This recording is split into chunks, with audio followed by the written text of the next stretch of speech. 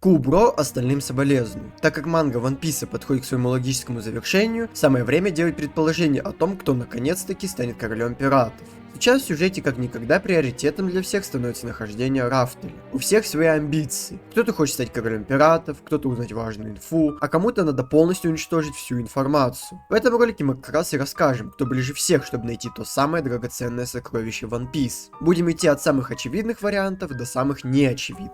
По нашему профессиональному взгляду, самым очевидным победителем в этой гонке являются морские дозорные, которыми управляют мировое правительство. Тут все просто. Дозор имеет самое большое количество войск, вице-адмирал у них уровня сильнейших пиратов. Уж и не стоит говорить о Акайну и 3 адмиралах во главе с хозяином Шанкса Арамаки. Если бы не сюжетные сливы, то Ника Робин давно была бы у дозорных, что позволило бы легко прочитать древние понеглифы. А про понеглифы верхушка мирового правительства знает, и могла бы дать легкое задание для сильнейшего реакционера Акаину по нахождению последнего острова. Сакадзуки бы нашел One Piece за год, как Ода и сказал в каком-то интервью. Единственной проблемой для них являются пираты, но как мы и говорили, что объединенная армия дозора без особых проблем справится с ними. Далее мы уже поговорим о пиратских командах, во главе которых стоят люди, способные стать королями пиратов в будущем. Начнем с команды Рыжеволосого, во главе с главным сничом Верса Шанксом. Хотя раньше он просто бухал и курил бамбук в барах на рандомных островах, сейчас же, после поражения большой мамочки и Кайда, он собирается найти ВП.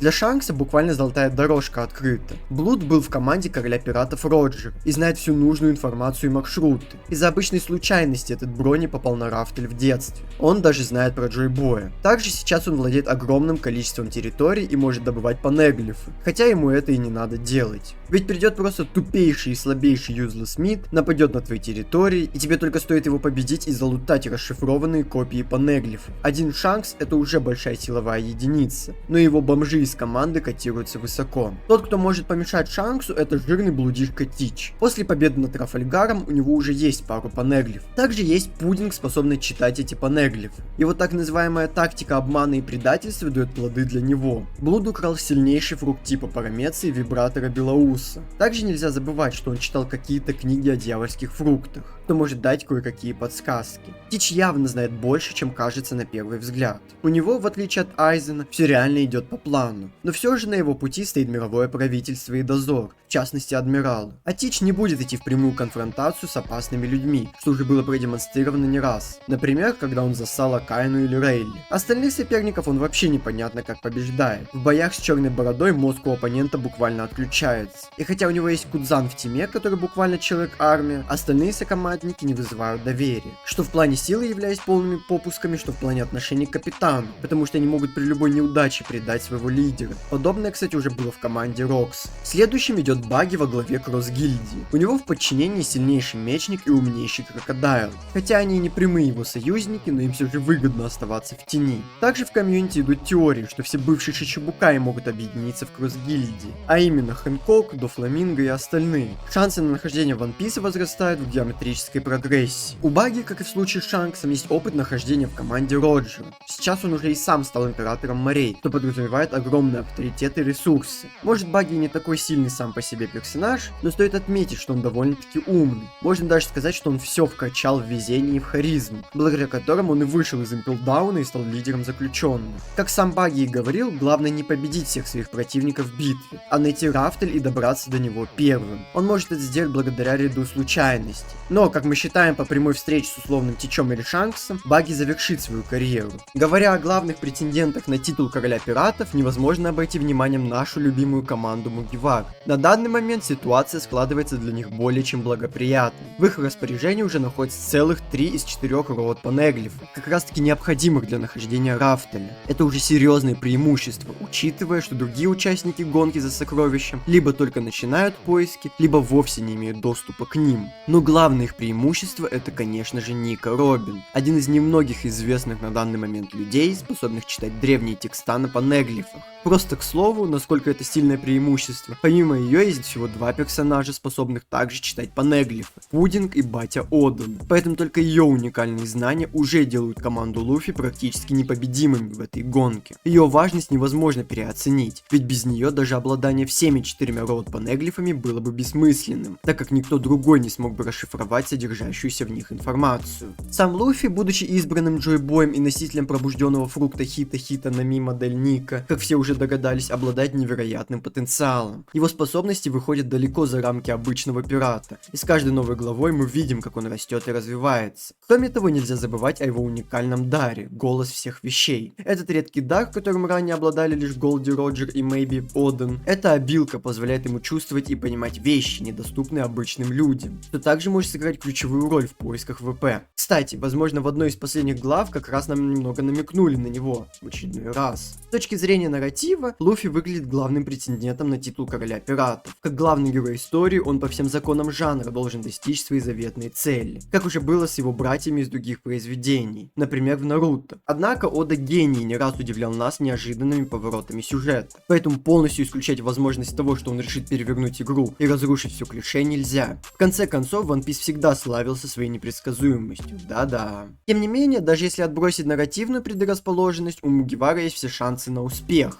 Их команда уже одна из сильнейших. Помимо Луфи и Робин, в ней есть такие сильные типы, как Зора или Санджи, которые уже в одиночку сравнимы с целым флотом какого-нибудь Шанкса. Да и в целом, каждый из Мугивар так или иначе продолжает вносить свой вклад в команду. Однако не стоит забывать и о других сильных пиратах, которые могут помешать Мугиваре достичь своей цели. Команда Шанкса вряд ли, а вот пираты Черной Бороды, а также морской дозор во главе с Сакадзуки представляют серьезную угрозу для них. Хотя какая разница, у Луфи настолько сильная сюжетная броня, что даже Горосеи фуллстаком ничего не могут ему сделать. Хотя, судя по легенде на Сатурне, который просто игрался и бегал, как какое-то тупейшее создание, они вообще наплевательски относятся к своим обязанностям. Неплохие шансы для нахождения своих целей были у команд Ло и Кида, но блуды заигрались и уже успели потерять все. Однако в случае Ло шансы до сих пор есть. У него цель не стать королем пиратов, а просто узнать, что значит инициал D, и это он может осуществить, находясь, например, в союзе с Мугиварами. А Кид же хотел стать королем пиратов, но отлетел по своей тупости. Бро, наверное, подумал, что является главным героем аниме, но он им, к счастью, не оказался. Вообще, в этой ситуации жалко Киллера, который, наверное, сам в недоумении от того, как они вообще доплыли до Эльбафа, не умерев при этом в бою с двумя Йонко сразу. Что же касается революционной армии, то, как по мне, они вообще не будут участвовать в гонке за ВП, ведь их это вообще не должно интересовать. Да, конечно, можно было бы натянуть, якобы в интересах узнать историю всего человечества, но они уже ее должны знать, хотя бы в общих чертах. Тот же Саба засничил появление Има и зоопарк Мариджо, а у Иванкова есть сведения о 20 первых королях, ведь он узнал откуда-то про Иму Нерона. Да и вообще сама концепция Драгона в себе предполагает, что он узнает правду о правительстве, из-за чего и хочет его свергнуть. Как минимум, мы это так видим. Также хочется сказать о тех, кто мог найти Рафтель, но по разным обстоятельствам не смог этого сделать. Первым в нашем списке идет легендарный пират Эдвард Ньюгейт. На протяжении всей истории One Piece неоднократно подчеркивалось, что именно он ближе всех к королю пиратов. Однако самому Белоусу этот титул был совершенно не нужен. Он достиг всего, о чем мечтал, создав не просто команду, а настоящую семью, где каждый член экипажа был ему как родной сын, ну, либо дочь. Интересно отметить, что именно так называемый Белоус сыграл ключевую роль в том, чтобы Роджер смог найти Рафтель, отправив к нему своего сына, Одена, в качестве переводчика понеглифов. Этот момент особенно важен, так как показывает, насколько Белоус был великодушен. Он мог бы помешать Роджеру, но вместо этого, наоборот, помог ему. Перед казнью Роджер предлагал раскрыть Белоусу местоположение Рафтеля, но этот пожилой пират отказался, подтверждая, что его истинным сокровищем всегда была его семья, а не слава или богатство, как у меркантильного с Роджером. Что касается Кайда и Биг Мам, то эти два Йонка действительно могли бы составить серьезную конкуренцию в гонке за ВП, если бы объединили свои силы сразу. Однако их планам не суждено было сбыться. Они потерпели поражение от нового поколения пиратов. То есть Луфи, Ло и Кида, которое, как это часто и бывает в сёнэнах, превзошло своих предшественников. Примечательно, что даже без этого поражения за долгие годы правления на морях, ни Кайда, ни БМ так и не смогли существенно продвинуться в поисках последнего острова. Да даже понеглиф у них был всего один на каждого. Они оправдывали это тем, что им мешал Белоус. Но после его смерти Кайда просто начал бухать в ванну, погрузившись в алкогольную депрессию, а Биг Мам вообще словила деменцию, забыв про нахождение One Piece и сосредоточилась на создании идеального государства Тотленда, где все расы могли бы жить в мире и объедаться сладостями. Оба по сути довольствовались тем, что имели, в то время как Маршал Диснич уже начал действовать, и за 2 года поднялся чуть ли не выше их в иерархии пиратского мира. Особого внимания заслуживает их бывший капитан, печально известный Рокс Ди Шебек, который в свое время был главным и сильнейшим соперником самого Роджера. Рокс мечтал стать не просто королем пиратов, а королем всего мира в целом. Но справедливости ради, в ту эпоху еще не было широко известно о существовании Рафтеля, самого Ван Писа, поэтому он вряд ли смог бы его найти даже при большом желании. Его амбиции были направлены скорее на завоевание власти, чем на поиск легендарного сокровища, что в итоге и привело к его поражению и вероятной смерти. Как мы уже и говорили ранее, гонка за титулом короля пиратов и сокровищем One Piece вступает в свою финальную стадию, и у каждого претендента есть какие-то преимущества. Морские дозорные, обладая огромной военной мощью, теоретически могли бы найти Рафтель первыми, но их сдерживает сопротивление пиратов и сложность с расшифровкой понеглифов. Шанкс, благодаря знаниям с корабля Роджера и стратегическому влиянию, выглядит одним из фаворитов, но его пассивность может сыграть против него. Черная борода, несмотря на хитрость и растущую силу, слишком зависим от удачи и ненадежных союзников. Баги, несмотря на комичность, демонстрируют невероятную удачу и пользуются поддержкой бывших Чичибукаев, но в открытом противостоянии с сильнейшими их мира его шансы крайне малы. Команда Луфи — главный кандидат по законам жанра сёнэна. У них есть невероятная сильная команда. Собственно, сама Робин, три понеглифа и приготовленный самой судьбой, пробужденный фрукт Никки. Но все же, если отталкиваться от законов самой вселенной, то в итоге все решает не только грубая сила, но и удача с упорством. У всех их совершенно разные цели. Луфи стремится к свободе, Шанкс к балансу, Черная борода к хаосу, Морской дозор во главе с мировым правительством к контролю. Финал истории может показать, что настоящее сокровище не условное золото, а наследие какого-нибудь Джойбоя или древнего королевства в целом. Лично я бы предположил, что это какой-то древний источник питания, но это тема для отдельного ролика. Свой прогноз вы можете написать в комментариях. На этом наш ролик заканчивается. Ставьте лайки, подписывайтесь на канал и чекайте ссылки в описании. Всем потного матчвиса!